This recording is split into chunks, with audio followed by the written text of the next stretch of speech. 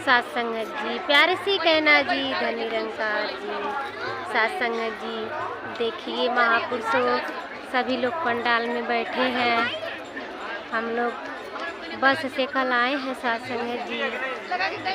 समल का समागम में कितना आनंद मिल रहा है। महापुरुषों सब लोग बैठे हैं सात संगत जी। सतगुरु माता जी के असीम कृपा है कि हम लोग को बुला के अपने को मुक्त कर दे सात संगत जी।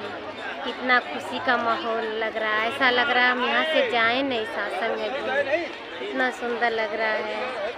ये सब हमारे महापुरुष हैं, ये हमारे शिक्षक हैं, हमारे मुखी परम पूज्य मुखी इंदल जी हैं। अभी कहीं पे गए हैं सात संगत जी।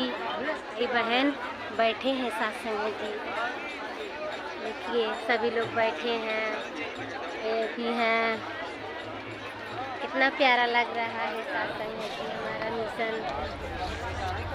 हम लोग बहुत आनंद मिल रहा है। यहाँ पर आके संतों का चरण धूल पा करके हम लोग बिल्कुल आनंद है सात संगत जी।